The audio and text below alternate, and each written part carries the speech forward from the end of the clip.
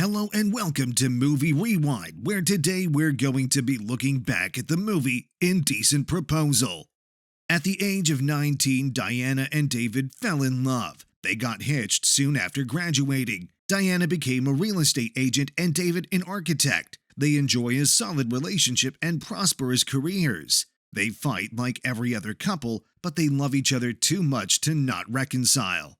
The couple took out a sizable loan of $500,000 in order to live in the expansive house that David designed. At first, everything runs smoothly because the high monthly mortgage can be paid off with their salaries. But then, the United States entered the Great Depression, and Diana was unable to close a deal in 6 months. David also loses his job. Even worse, the bank actively enforces them to settle their debts. And if they're unable to make these payments, the bank will seize their home. David is not happy about giving up the meticulously planned house. David decides to try his luck in a Vegas casino, taking all of their possessions with him. People have crowded into the casino, and everybody is actively gambling. Diana goes to hang out in the nearby malls after spending some time playing alongside David. She looks around, and the prices of the items on display are absurdly high. She can only glance at it and stealthily snag a few pieces of expensive chocolate. This catches the eye of a billionaire named John. Diana shyly smiles as she realizes her avaricious behavior has been noticed. Upon seeing Diana, John immediately falls head over heels in love with her. When John observes Diana's preference for a stunning, expensive evening gown, he kindly offers to give Diana the dress with envious eyes, but she rejects it, saying, "The dress is for sale, but I'm not." She then exits the upscale shop and goes back to the casino. David has succeeded in making money. He currently has $25,000. They can bring tomorrow's cargo home loaded if their good fortune holds. Sadly, it does not, and David soon forfeits his entire capital as well as his winnings on the second day.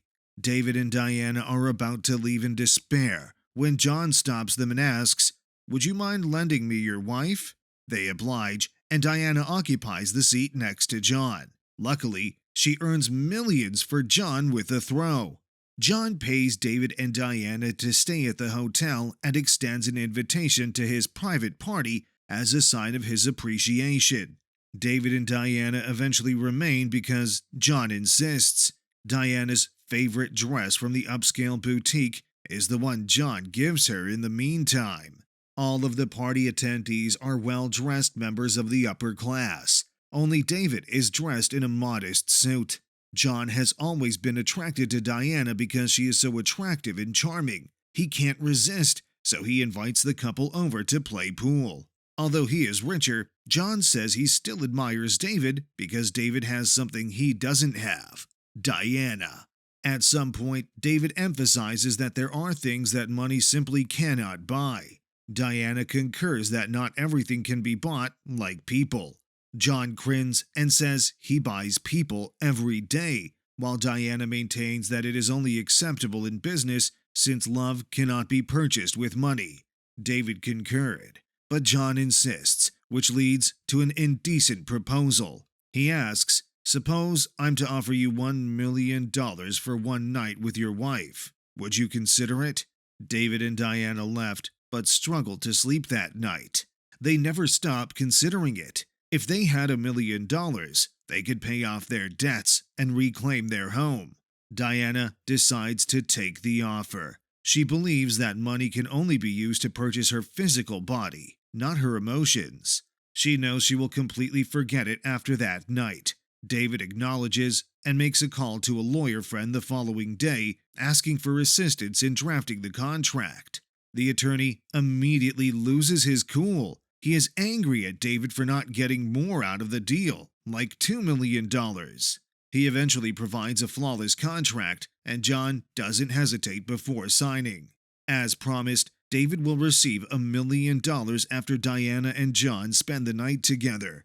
David believed he could be indifferent to the situation as he had assured Diana, but he couldn't bear to lose his love to John. David is calmed by the attorney, who also points out that Diana must also make her own decision. David regrets everything and tries to stop it. He frantically runs to the hotel and thumps on the door calling for Diana. But it's already too late. Diana has departed by helicopter for John's exclusive luxury yacht. The evening goes by. David, who hasn't slept all night, receives a hug from Diana when she enters the hotel. They embrace, kiss, and declare their love for one another. As soon as they get the money, they rush to the bank to make the payment, but it's too late. The bank had already sold the house's property. David lost his cool. They had forfeited their dignity for nothing.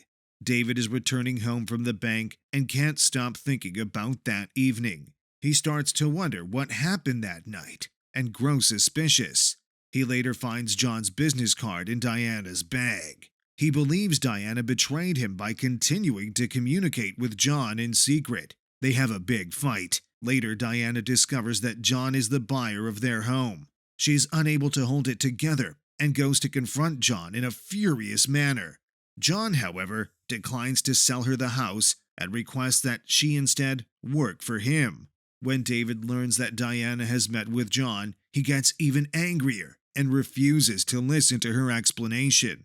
Diana is very dissatisfied. She tries to reassure David, but he continues to recall the specifics of that evening. No matter what Diana says, David doesn't buy a word of it. Diana requests a divorce due to the lack of a solution. After that, she relocates and begins to focus on her career. Diana is given the task of introducing homes to John when John visits the real estate firm where she works. Diana has to take John through a series of mansions for the sake of her job. At each one, John is unsatisfied. They finally get to a large manor worth tens of millions, but Diana realizes this is actually John's residence.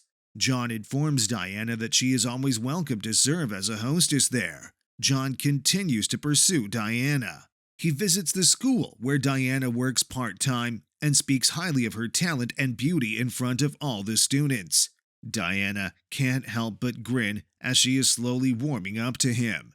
John then extends another invitation for her to visit his home. He lets himself in by opening the door and is greeted by two adorable dogs.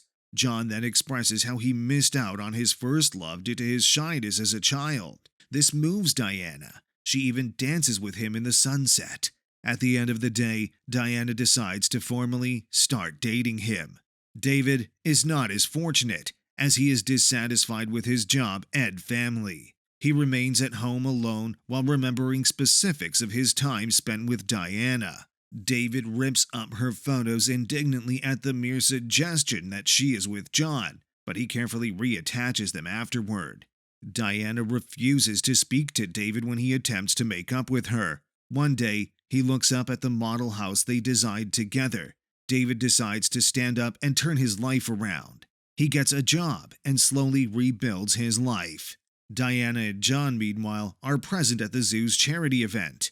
Noticing that Diana likes hippos, John generously bids for $50,000.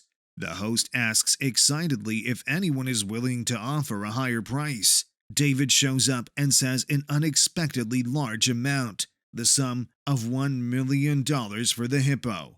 It turns out that this has a special meaning for David and Diana, as a hippo was present when they got engaged at the zoo.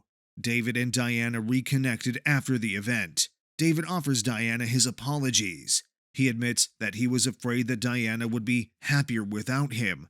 He also previously believed that John was superior to him. As he stands up, he realizes that John is simply wealthier than he is. Diana tells John the truth as they are driving home. John also realizes that Diana will never regard him with the same level of awe as she does for David. John then decides to let her go. Diana returns to the ferry the following morning to get back together with David. They take each other's hands and decide to rebuild their relationship.